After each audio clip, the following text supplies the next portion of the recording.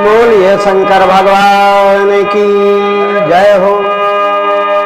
प्रिय बंधुओं, जैसा कि आप लोगों को ज्ञात है मेरे श्रोता बंधुओं कि ये मैथिली वाजपेयी के नाम से जो YouTube चैनल चल रहा है, इस पे हमारे अपने सभी आचार्य व्यास ये सब अपना अपना प्रोग्राम डालते हैं। आप सभी दर्शक बंधुओं से हमारा अनुरोध है कि इस चैनल को सब्सक्राइब करें और हम लोगों के पढ़े हुए ये डाले गए गीतों को सुने।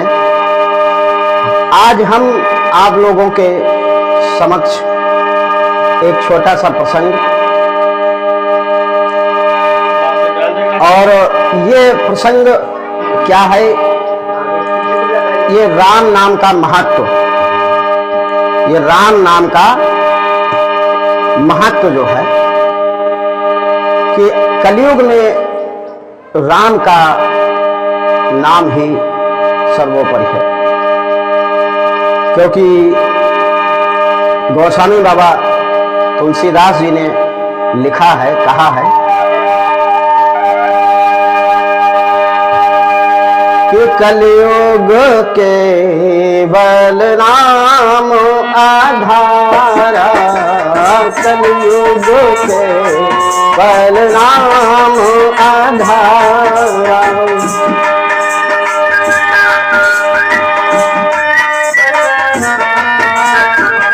कलयुग केवल नाम आधारा, कलयुग केवल नाम आधारा। सुमेरे सुमेरे नारा उतरहि पारा, सुमेरे सुमेरे नारा उतरहि पारा। कलयुग केवल नाम आधारा।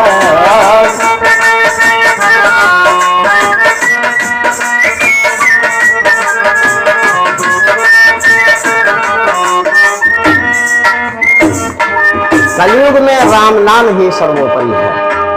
और ये राम नाम ऐसा, ये जो भगवान महादेव जब समाधि लेते हैं तो समाधि में वो किसका जाप करते हैं, किसको याद करते हैं, किसकी तपस्या करते हैं? वो तो देवों के देव महादेव हैं, वो राम नाम ही रटते हैं।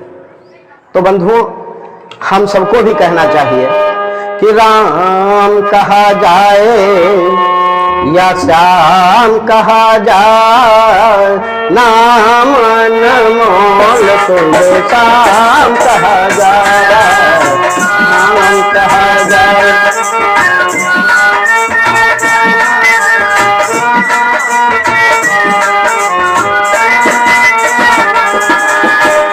नाम अनमोल सुबह शाम कहा जाए, राम कहा जाए कि श्याम कहा जाए, नाम अनमोल सुबह शाम कहा जाए।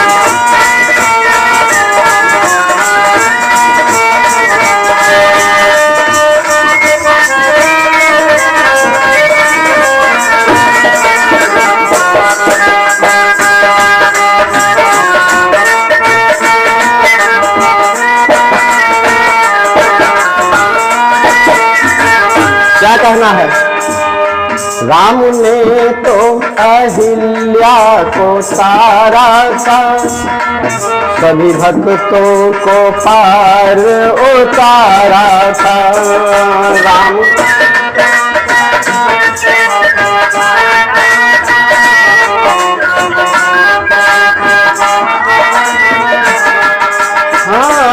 राम ने तो अहिल्या को तारा था, सभी भक्तों को पार उतारा था।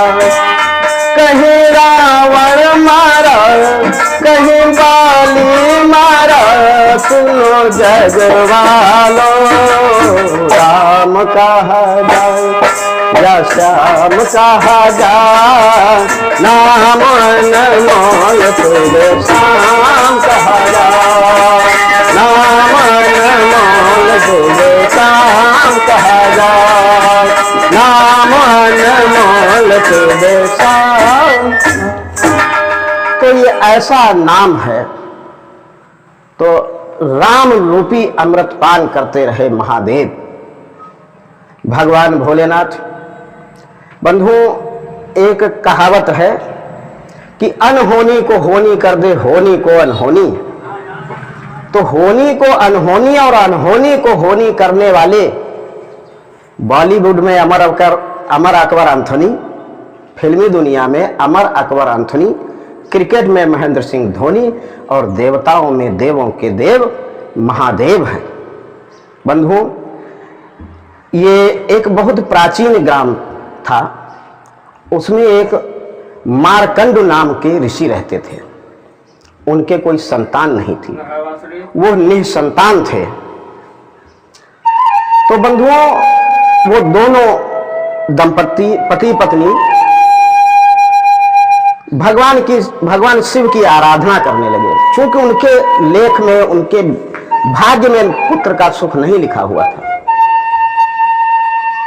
लेकिन वो भगवान शिव की तपस्या करने लगे और भगवान शिव प्रसन्न होकर के, प्रकट होकर के आशीर्वाद देते हैं उन दंपति को, मारकंड और उनकी पत्नी को। आशीर्वाद में कहते हैं कि हम तुम्हारी तपस्या से बहुत प्रसन्न हैं, मांगो तुम्हारी क्या इच्छा है।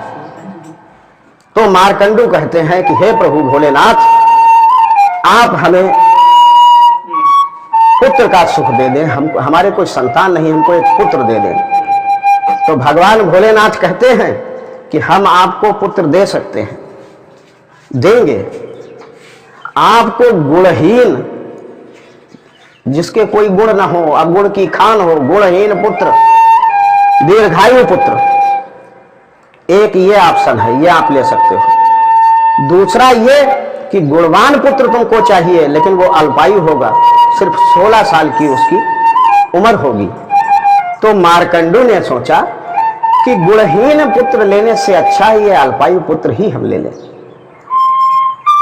तो आज मारकंडू भगवान शिव से कहते हैं कि आप हमको गुणवान पुत्र दे दें, भले ही वो अल्पायु हो। भगवान शिव ने कहा तथास्तु, तुम्हारे पुत्र होगा, बड़ा गुणवान होगा, भगवान का भक्त होगा, लेकिन वो 16 वर्ष तक की ही उसकी आयु होगी। भगवान ने वरदान दे दिया, भगवान अंतर्ध्यान हो गए। इनके एक पुत्र हुआ मारकंडू ऋषि। वो पुत्र अपनी माता के साथ में धीरे धीरे वन को जाने लगा। गायें पली हुई थी उनको चराने के लिए। एक बार वो अपनी मां के साथ वापस लौटा आ रहा था और बंधुओं, उस पुत्र का नाम उनके मारकंडू पिता ने मार्कंडेय रखा। आज मार्कंडेय अपने माता के साथ में बालावस्था में आ रहा है वन से गौएं लेकर के। तो रास्ते में देखता वहां के एक राजा भगवान शिव के पूजन का एक उत्सव बहुत बड़ा कर रहे हैं। तो मार्कंडेय वो बालक पूछता है कि माता ये क्या हो रहा है। तो माता कहती है, पुत्र ये राजा भगवान शिव का रुद्राभिषेक कर रहे हैं। तो उस पुत्र ने कहा कि हम भी ये करेंगे, लेकिन माता ने उसको समझाया कि हम धनहीन हैं, हम गरीब हैं, हम ये नहीं कर सकते। धीरे धीरे वो पुत्र थोड़ा बड़ा हुआ और गौओं को चराने के लिए अकेले जाने लगा। जंगल में एक नदी के किनारे उसको एक शिवलिंग पड़ा हुआ मिला, जिसको उठा करके उसने नदी के किनारे स्थापित कर दिया और उस पे नदी से रोज जल चढ़ाने लगा, उसकी पूजा करने लगा। उसके मन में भगवान भोलेनाथ के प्रति अथाह प्रेम प्रकट हो गया। रोज वो पूजा करने लगा। पूजा करने में क्या होता था बंधुओं कि वो गौएं भूल जाता था, गौएं दूसरे के खेत में जाती, नुकसान करती। शिकायत मिलने लगी मार्कंडेय की माँ को। माँ ने पता लगाया कि ये चराने तो रोज जाता है, लेकिन कहाँ रह जाता है। तो जाकर के देखते हैं कि वो शिवलिंग को स्नान कराता है, पूजा करता है, बेलपत्र चढ़ाता है। बंधु, ये सब करते करते वो मार्कंडेय 16 वर्ष की आयु तक पहुंच गया। अब चूंकि 16 वर्ष तक का ही जीवन था, 16 वर्ष के बाद उसको मर जाना था, तो यमराज अपना पास लेकर के, यम पास लेकर के उस मंदिर में आते हैं, उस शिवलिंग के पास आते हैं जहां पे मार्कंडेय भगवान शिव की पूजा कर रहा है। और जब यमराज का आना होता है तो बहुत भयानक लगता है। जब उस मार्कंडेय को बहुत भयानक कुछ प्रतीत होने लगा कि कुछ हमको खतरा है, तो वो भगवान शिव के शिवलिंग में लिपट गया और कहता है कि कर्पूर गौरम करुणावतारम संसार सारम भुजगेंद्र हारम कर्पूर गौरम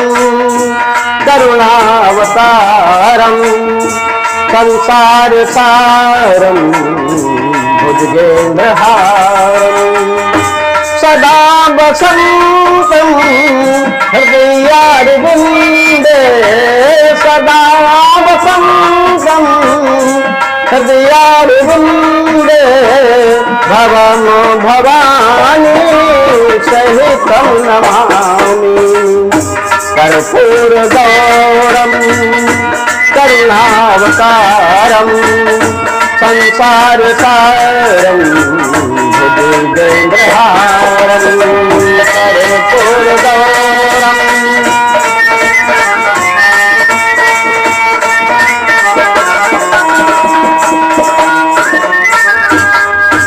आज वो इस प्रकार से भगवान भोलेनाथ को याद करता है, ओम नमः शिवाय का जाप करने लगता है।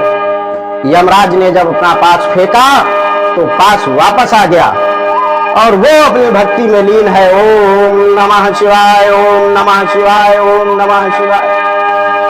बंधुओं, जब यमराज उसके प्राणों को हरने के लिए आगे बढ़ते हैं तो अचानक एक प्रकाश होता है और उसमें से आवाज आती है कि ये यमराज मूर्ख, तू ये नहीं जानता है कि ये मेरी शरण में है। भगवान भोलेनाथ प्रकट हो जाते हैं।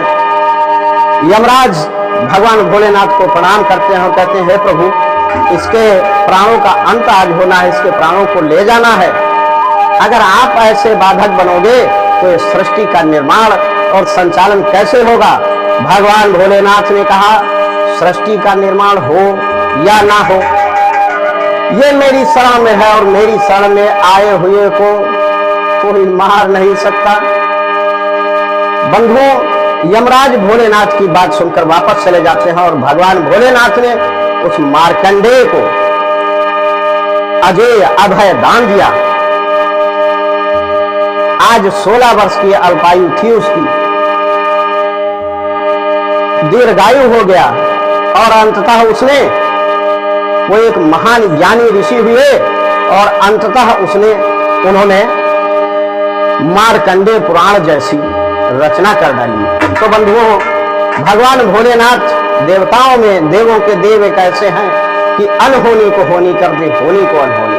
बोले शंकर भगवान की, बोले रामचंद्र भगवान की। तो ये भगवान भोलेनाथ राम के परम भक्त हैं, राम के परम भक्त हैं।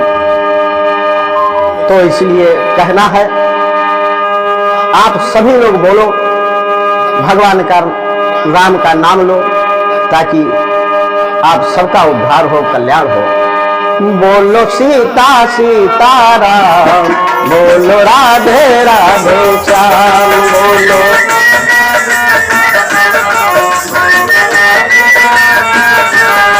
बोलो सीता सीताराम, बोलो राधे राधे श्याम, बोलो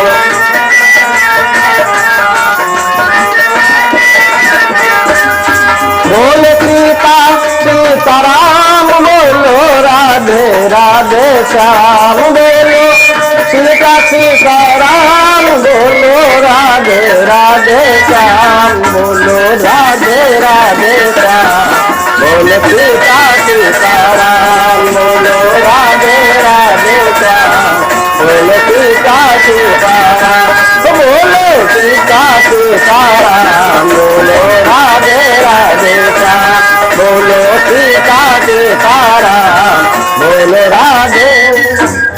बोले राजेंद्र सरकार की, बोले आनंद कंद भगवान की, बोले शंकर भगवान की।